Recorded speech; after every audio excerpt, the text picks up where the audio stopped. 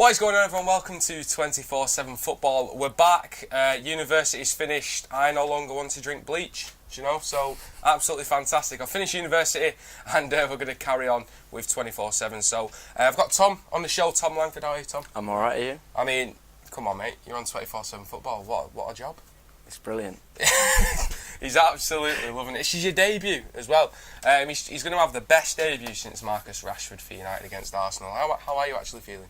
I'm feeling pretty good. Good Premier League season that's just gone as well. Yep. Are you going to tell everyone who you support? I support Mansfield, so please just don't put about the playoffs. What happened in the playoffs?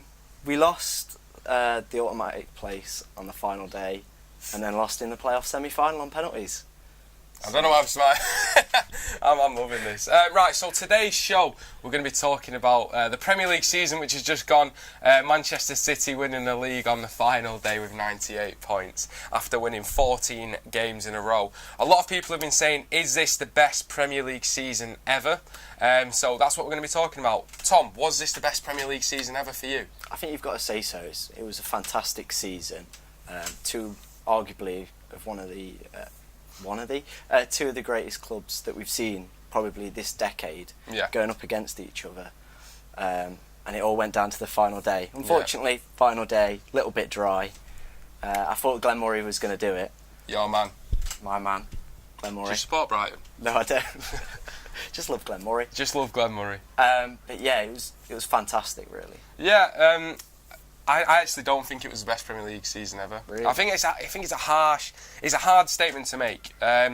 When you look at Premier League seasons that have gone by, in terms of the title race, I think it was the best title race there's ever been. Yeah. But then you look at the quality of the other teams. I think relegation wasn't really in the balance. No. That was finished really when Huddersfield, they got 15 points. It was 16. 16 points. I won't outdo them. And then you've got obviously Fulham. Cardiff tried to take it to that last day, but they didn't. Yeah, they failed. There was nothing really happening in terms of relegation. The race for the top four was interesting, but then didn't go to the last day because United are a bunch of bottle jobs, and so are Arsenal. So that didn't really go to the last day. The only thing that really made it was that we had some teams in Wolves that were really, really good this year that came up from the Championship. Leicester looked good under Brendan Rodgers. I think it all goes towards it being a great season next season. I think this season was just a great title race. To lose the title on 97 points, and I keep smiling, absolutely unreal. And it was a great effort from Liverpool.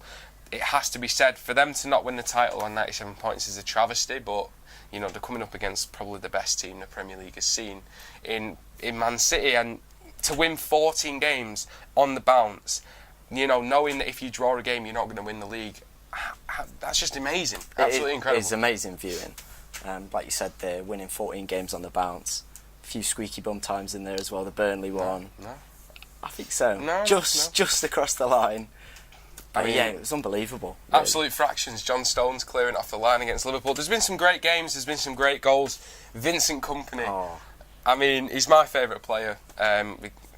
Just for different reasons, he's been at the club 10 years. He's Mr. Manchester. I think just from any club, his professionalism is on point, and that can be said about the same as like Nemanja Vidic at United. He's one of those players, and to score that goal against a Leicester team that looked like they were gonna harm City's title challenge. I've watched it with the Titanic music. I've been crying. What a goal! What a goal! What was it like from an outsider's point of view? Well, we were kind of just hoping Leicester got something, really. Why were you hoping? Just because I'd like to see Liverpool win it, really. All right, okay, all right, yeah, fair enough. Just it would have been nice to see him win it. But it was just an unreal goal, like a magical moment, that defined your title-winning campaign. It couldn't have been more top bins. No. Oh.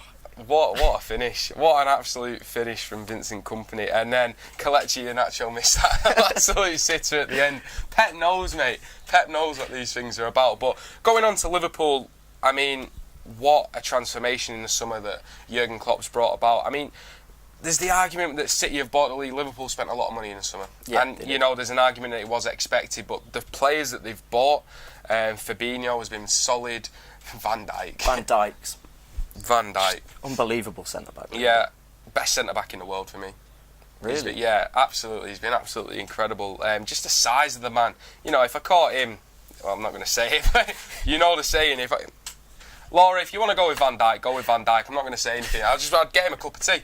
That is basically it. He's just a mountain of a man. And he reminds me a little bit of what Kompany was like in his prime. Yeah. But we can't really talk about the two until Van Dijk wins things, and they've got a Champions League final coming up. Silverware talks, but as a player, unreal. He is unreal. Absolutely unreal.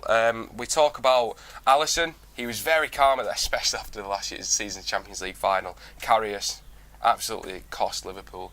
They go into the final this year, and they've got Alisson in there. I think the signings that they've made have been absolutely fantastic, the recruitment aspect of it. What do you make of Liverpool this season? I think they've been really good, to be honest. I don't think people are expecting them to do as well as they have. I think they was expected to put a title challenge in, but the recruitment by Klopp has been excellent. Like I mentioned there, Alisson, Fabinho. I think even like players like Shaqiri. Yeah, definitely. Towards the beginning of the season, just for 15 million, just to come on sometimes and score goals. He was instrumental against Man United at home as well, wasn't he? Exactly, there you go. Just adding depth to an already good squad. Salah again having another fantastic season, not a one-season wonder. Yeah. Just really developing a squad and adding to it, and just making them just look really special. The interesting thing for me with Liverpool next year is if they get the injury record that they've had this year. I know they've had some injuries like Joe Gomez, Salah towards the end of the season, but if they get a serious injury to Salah or Mane, sorry, just getting a bit caught up there, or Firmino, then that will really tell. But they've been not lucky, but they've had a good injury-free season. I'll be interested to see how they add to that squad. I think it's more depth this time than actual quality. Yeah, I'm going to say the quality's there, and I can't really see anyone leaving. I think it would be probably just replacing a few players, like Lallana will probably go. So it's just bringing in players like that. Maybe Shaqiri, someone, an Origi or Sturridge replacement. I think that will be the big Trent key for Alexander-Arnold. Looks incredible. They've got the fullbacks for the next, 5 years? Yeah. Robertson's 26, 25, 24? He's somewhere in his 20s. Yeah. And then you got Trent, who's only 20. So absolutely, the future looks bright for Liverpool. Hopefully not too bright. And so with the top four as well, we've got Chelsea, who actually managed to finish third. Yeah, I think Sarri got a little bit of pressure underneath him. I feel they started off all right.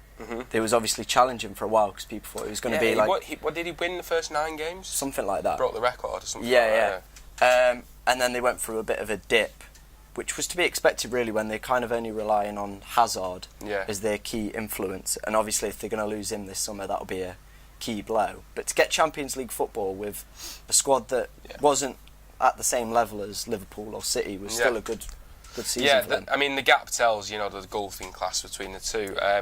Chelsea have got a transfer ban now for 2 years. Yeah.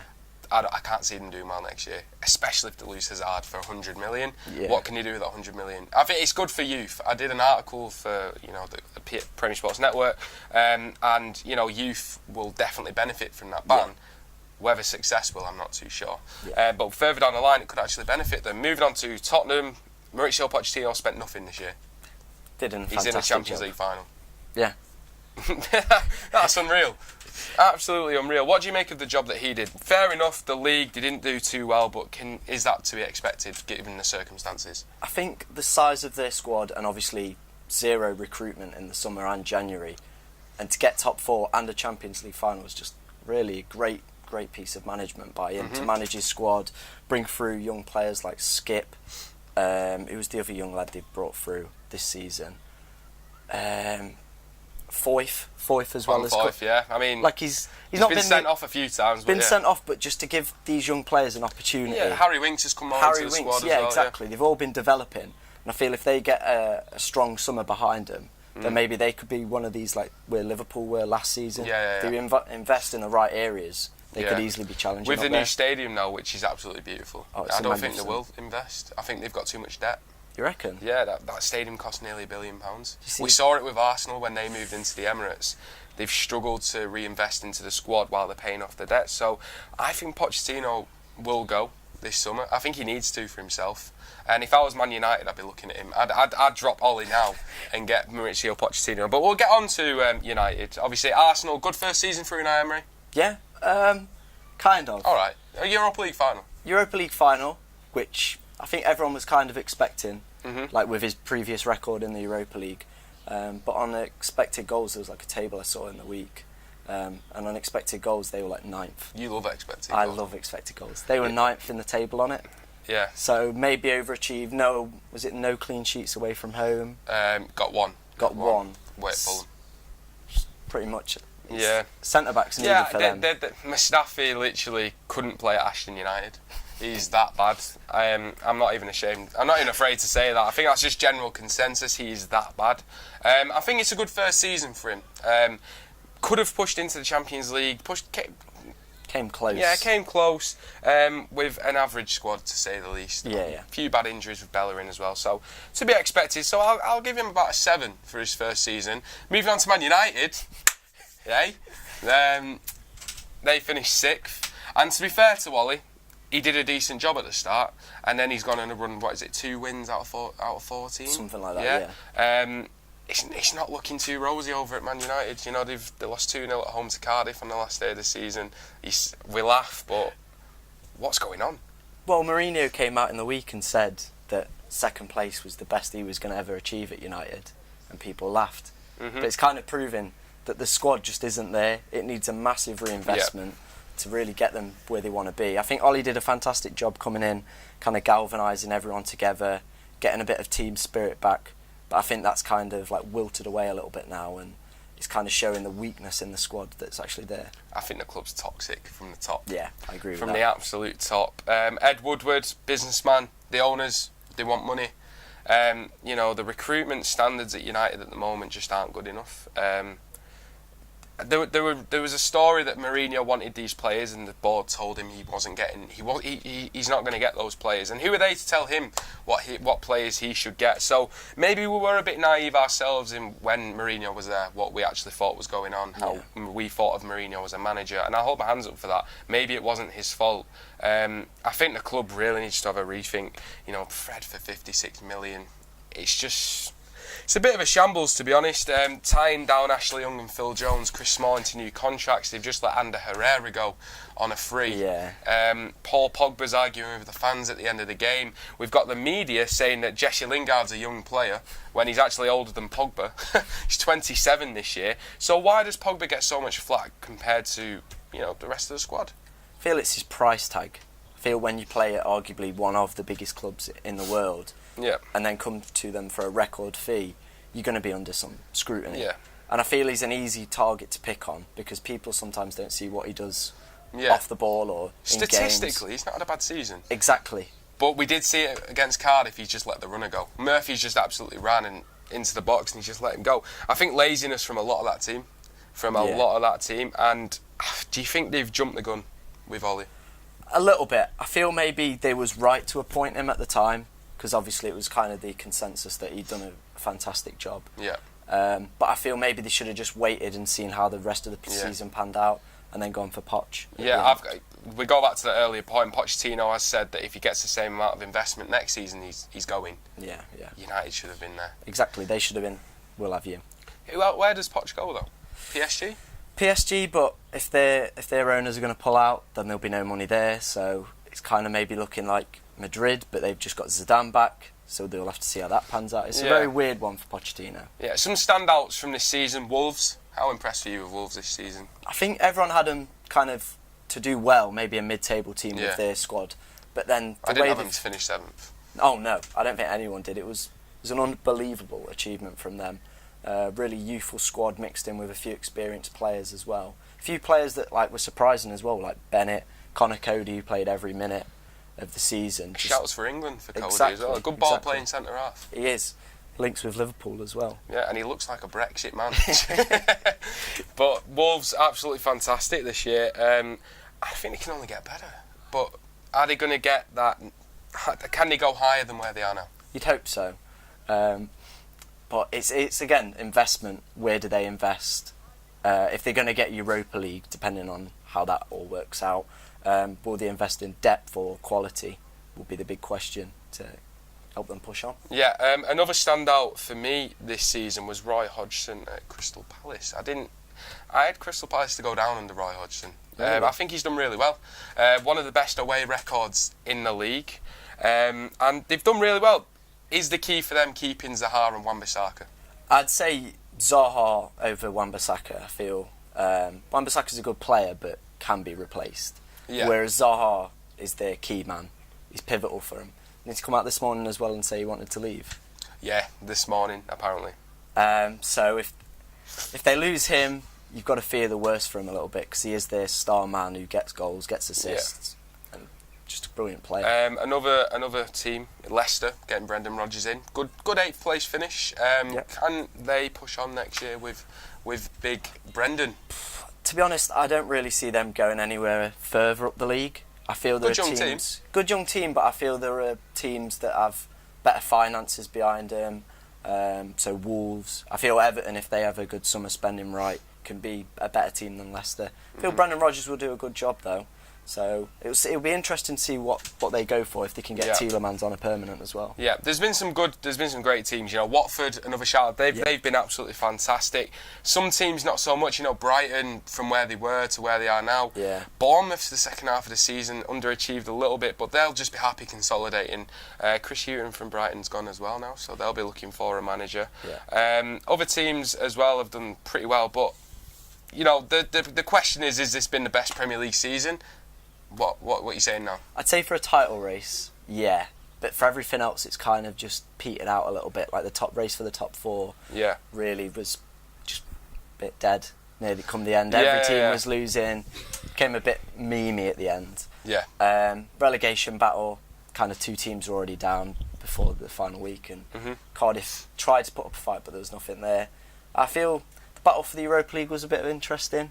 Obviously with Wolves, Everton, stuff like that. Absolutely fantastic, yeah. Wolves nearly catching Man United as well. So going in, so I'm the same. I don't think it was the best Premier League season ever. I thought it was the best title season ever. Going on to next year, it can only get better, yeah? You'd hope so, but obviously it depends. Every team's going to improve, except for Chelsea. It depends what City's ban is. If they do get a ban, surely some players are going to look at that and think, do I stay, or do I go and try and win a Champions League somewhere? We're not getting one, mate. So no, it'll be interesting to see what happens with Man City. But the way the statement came out this morning, they're going to fight fire with fire. They are, yeah. So one of the best Premier Leagues ever this year. Other ones spring to mind. 95 Blackburn winning the league, 2012 the famous Aguero moment. You know, there's some big Premier League seasons in there. So for me, it's not been the best, but what a title race. Excellent. And we can only look forward to next season. You know, we've come to the realisation there's no football for 3 months. Yeah, it's shocking, really. Can't believe it. But, so, that brings up our review of this season. Thank you very much for coming on, Tom. No worries. We'll be on for 2 more videos, keeping an eye out for them this week. As always, Tom is also our head of website, just in case you didn't know as well. Absolutely crucial content going on now. So take a look at our website, 247football.com. And thank you very much for watching. Subscribe to the channel, like the video, and we'll see you next time.